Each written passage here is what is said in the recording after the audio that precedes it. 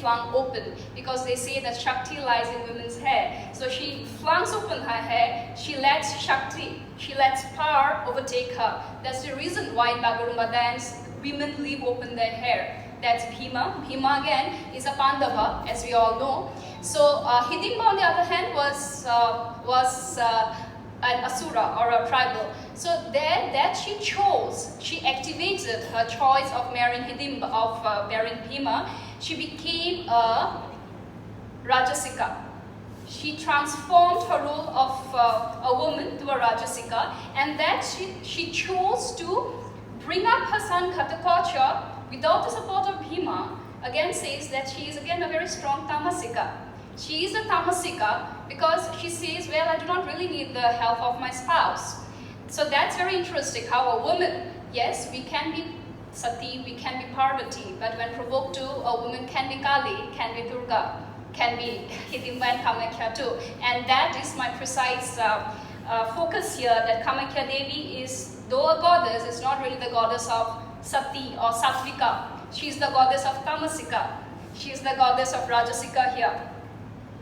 Now, in a similar fable, Arjuna, again the other Pandava, was believed to have traveled to the far east and have met the serpent princess Ulupi.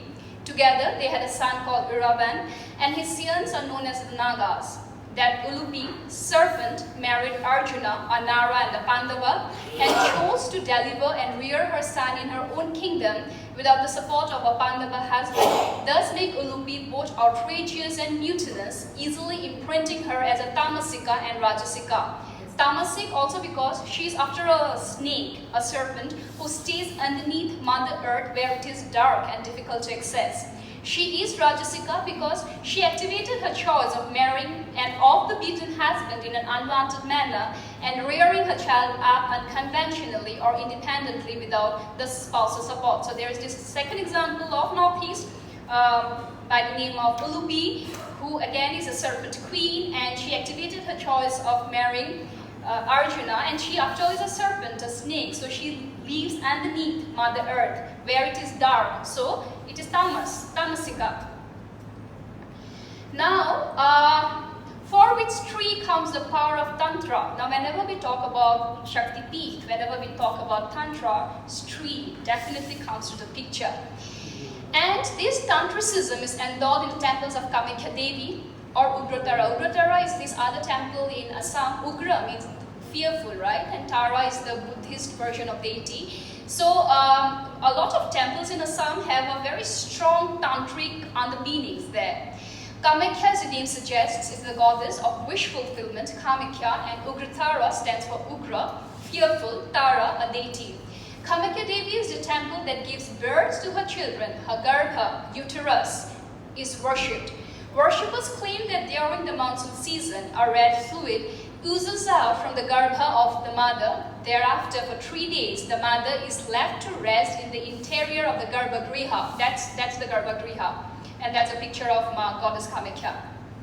It is in the shape of uterus, which is shut down from the stressful public gaze, which is accentuated in the form of a mela called as Ambubachi Mela. Scientists regard this as a special chemical reaction that happens during rainy season when the rock particles get eroded in the underneath soil. Kamakhya Devi is the living goddess here. Now, in this backdrop, because though I am an Assamese, but I'm born and brought up in Shillong, Meghalaya, which is a matrilineal state, I always wondered why is it that of all the 8 northeastern states, Meghalaya stands out as the only matrilineal state. And my idea that Meghalaya, of course, as we all know, Meghalaya has about 70% people are Christians, but though I have a problem using the word Hinduism here because the lectures yesterday too enlightened us on the view that Sanatana Dharma is something which we all adhere to. So the Sanatana Dharma Khasis, that is the non-Christian Khasis, have a very strong Shaivite ingredient in them. And I wanted to explore that, what exactly is the connection. Now, in this backdrop, is there something striking that makes Meghalaya strongly matrilineal in the powerhouse of Stree-Shakti, feminine power? That's an image of a Meghalaya Khasi woman. How is that the Khasis and the other tribes of Meghalaya, the Garos and Janakias, have a strong matrilineal lineage? Is it a coincidence that the Khasi word Ka refers to she, anything to do with feminine? The Khasis call it as Ka. Mother, they address as Mai, and Ka to bird. So they say that, Ka plus Mai plus Ka is nothing but their temple of Kamakhya, which now belongs to Assam. Because please understand that Meghalaya was a part of Assam when, before it became an independent state in 1972. Now connotes the famous Tantric temple of Assam, Kamakhya.